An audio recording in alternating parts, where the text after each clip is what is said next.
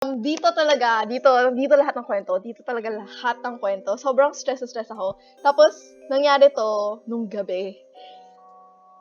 Tapos pinag-usapan namin the next morning kasi gusto na talaga namin matulog. Tapos, ayaw na namin masyado pansinin. Pinilit talaga namin na parang sleep. It's not happening. Nothing's happening. Parang gano'n.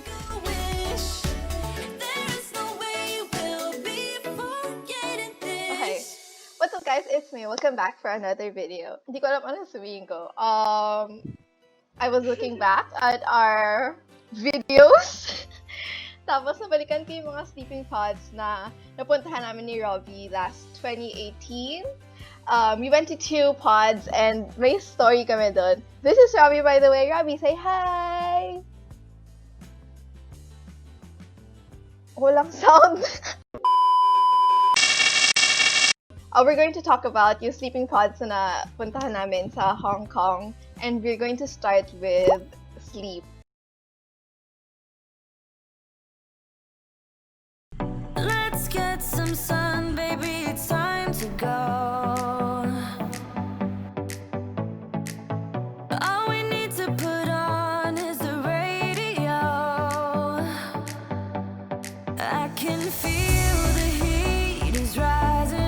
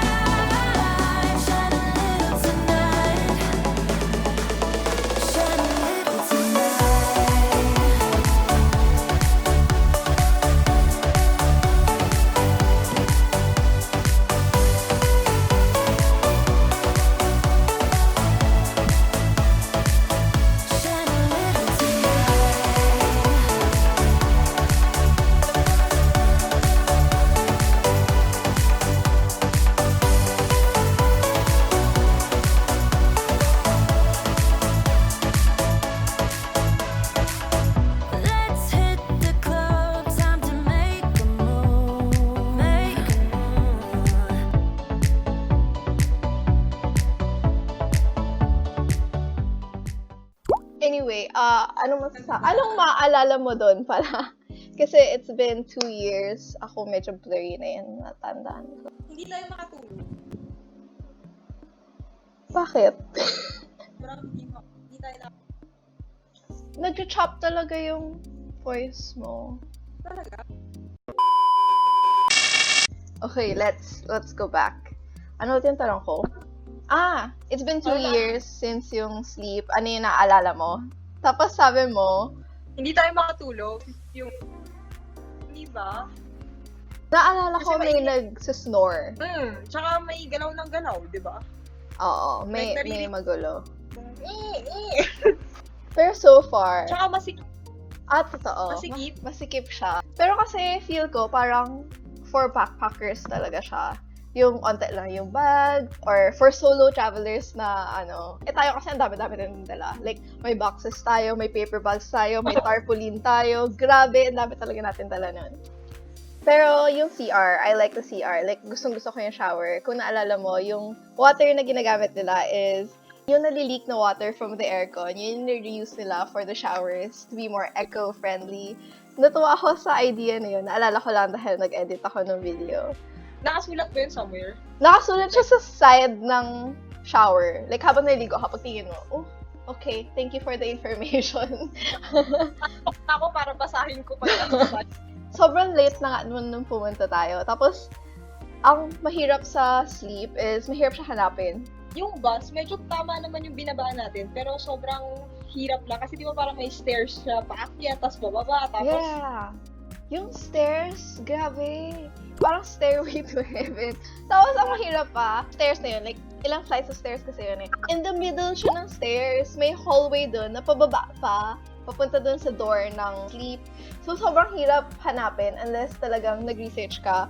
Sinusulat naman nila sa description kung paano hanapin. Pero, Mahirap pa rin, di ba? oh, Kasi to be honest, medyo sketchy nga eh. dilim na nung area. Oo, madilim na yung area. Sketchy siya, pero pagpasok mo, social talaga. Like, minimalist design, sobrang high-tech. Like, may screen na nag-welcome sa'yo na parang, your pod is at number 7, 8, ganun. Sobrang nakakatuwa. Moving to our next pod. Le Toilette de Mer. So, I don't know, it sounds French or something. Dito lahat ng kwento. Dito talaga lahat ng kwento. Sobrang stress ako. Tapos, nangyari to nung gabi. Tapos pinag-usapan namin the next morning kasi gusto na talaga namin matulog. Tapos, ayaw na namin masyado pansinin. Pinilit talaga namin na parang, sleep. It's not happening. Nothing's happening. Parang gano'n. This is a sneak peek or kung anong na-film namin during that time.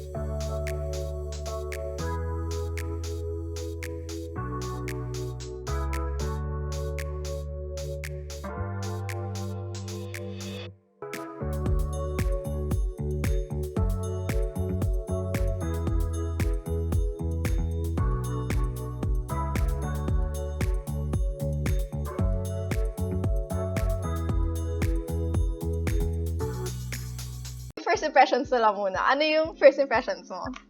Sobrang spacious. Pero, naalala mo ba yung building? Nakakatakot yung elevator. Oo. Oo. Tapos, Lupa. pag akyat mo, feel mo parang, papasok ba ako sa apartment ng isang tao? Tapos, pagpunta mo doon, may mga signs naman. Sa labas, may parang kiosk.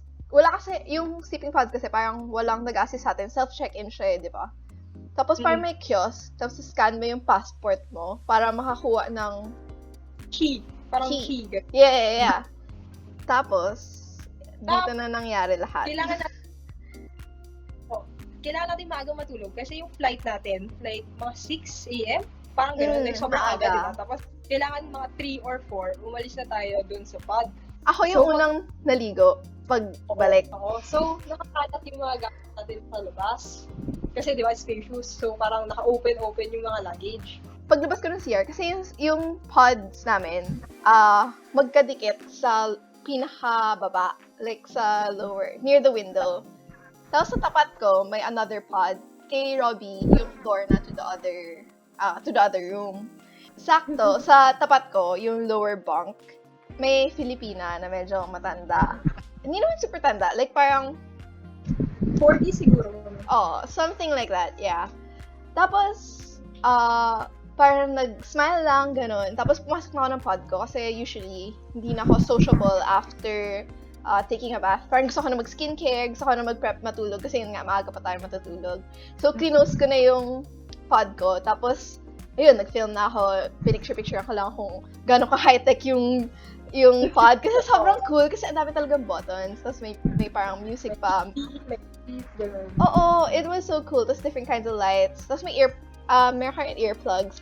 Pero, hindi ako naglagay kasi natakot ako baka hindi ako magising sa alarm. Napansin ko, narinig ko na yun si Robbie na umalis na yun sa shower kasi maririnig mo talaga lahat dun sa pod na yun. Like, hindi talaga siya, like plastic lang kasi yung pod na yun. So, lahat ng sounds maririnig mo kahit from the other room. Tapos, parang may sumisigaw siya na parang naririnig kita. Parang gumaganon siya. Tapos after, parang wala kami naririnig na sumasagot back. Si ate girl, so, ayun, may kaaway siya. Parang may kaaway siya, galit na galit siya. Tapos, pumunta si caretaker. Parang sabi niya, parang ano yung problem. Siyempre, parang nagtataka. Yun, parang tema mo, tapos parang tigil ka na kasi nga parang feel ko nabubulabog yung mga tao. Kasi Oo, ang ingay, maingay. Oo. Pero yun, ako parang, nun, nasa loob pa ako ng pod, di ako sumilip kasi natatakot ako na baka masama ako sa away or something. So, ikaw ata sumilip ka, no? naka-open pa talaga ako kasi nag-aayos pa ako ng maleta. Tapos parang lumabas na ulit si caretaker eh. Parang after niya pagsabihan na, uy, tumigil ka na, ganun. Parang okay, lumabas ulit siya. Pero hindi pa rin nag-stop si ate girl. So, busy ako mag-pack nung luggage ko. So kitang-kita ko si ate girl. Tapos ayaw niyang i-close yung pod niya kasi inopen niya talaga. So kita mo yung nangyari sa loob. Tapos kumuha siya ng earphones, tsaka kumuha siya ng parang notebook. Hindi ko alam kung nagpre-pretend siya na may kausap siya sa phone or may kausap talaga siya. As in, ang weird niya. Tapos, ang judger. Hindi. Alam mo, iba yung nakita ko, pero sige, go. Hindi, tapos after nun, nagcha-chat siya. Ay, sorry ba? Nagsasalita siya mag-isa. Mas scary sa head, yung naalala ko, baka naman nag-change na, or na-distort lang ng imagination ko kasi malakas imagination ko. Pero yung naalala ko, nung sumilip ako, pag silip ko kasi, like, small peek lang hindi yung full extend na parang ano nangyari. Pag small peek ko, kasi since naka-open nga yung pod niya, nakikita ko na parang, parang engine seat siya. Parang naalala ko yung Indian seat. Oh, naka-engine seat siya, tapos may notebook, like thin notebook, parang filter notebook, sa harap niya. Tapos nag-rock back and forth siya. May hawak-hawak siya something, nag-rock back and forth siya. Tapos nag-murmur siya. Mm. Boy, tapos nung nakita ko yun, sobrang takot na takot ako. Like, alam mo, yung paglabas ko kasi ng shower, tapos pagpasok ko ng pod, I felt a cold chill na. Pero ayoko isip ko, malamig, kasi may aircon ka, may swinging aircon ka within the pod, para may air circulation. So, akala ko yun lang yun. Tapos pagsilip ko talaga, tapos nung nakita ko yun, yung nag-chan siya, tapos gumaganon-ganon. Putik, grabe, parang gusto ko na umalis. Tapos, parang, hindi ko talaga ina-accept na nakita ko yun. Alam mo, parang, this might be nothing, or, pero, hindi ko talaga alam bakit takot na takot kami ni Robbie during that time. Kasi parang, diba tinuro-turo niya pa ako? I-for ko yung balik ako, tapos skin-dose ko na yung pod. Kasi may turo siya, tapos parang may sinabi siya na hindi ko maintindihan. Tapos parang yung smile niya, sobrang nakakatakot na smile. So, nung kwento mo yun sa akin, sobrang natakot talaga ako. Kaya the next morning, yung pinag-usapan namin, grabe, parang nag-check kami ng kung same ba yung information na nakita natin, kung ano nangyari. Kasi parang, syempre, nandun ka sa labas the whole time. Tapos ako naririnig ko na lang kung ano nangyayari. So parang, pagsilip ko, onte lang yung nakita ko. So, most of the things na ina-assume kong nangyari, parang, kinonfirm mo na lang the next day. Pero yun, parang after nung nag-rock up, kasi naghiga na lang siya. Tapos nag-continue lang siya magbasa, gano'n. Tapos nagtaksak siya na earphone. So, yun yung time na feel ko may kausap siya. Pero hindi ko alam kung totoo may kausap siya or fake kausap. Parang gano'n. Feel ko tulog ka na eh. Feel ko, pinipilit ko ng matulog. Hirap na hirap ako matulog dun, pero alam mo, hindi ako nag-off ng light. Hindi ako nag-off ng light. Hindi ko talaga kaya. Like, takot na takot talaga ako, tapos balit na balit ako. Tapos, isipin mo, ako yung pinakamalapit sa kanya. Tapos kapag may nangyari, gosh, like, I'm so scared of ghosts. Mabilis talaga ako matakot. Tapos, yung imagination ko parang sumasabog na talaga during that time. Tapos sabi ko, hindi, kailangan ko na talaga matulog, may flight pa bukas.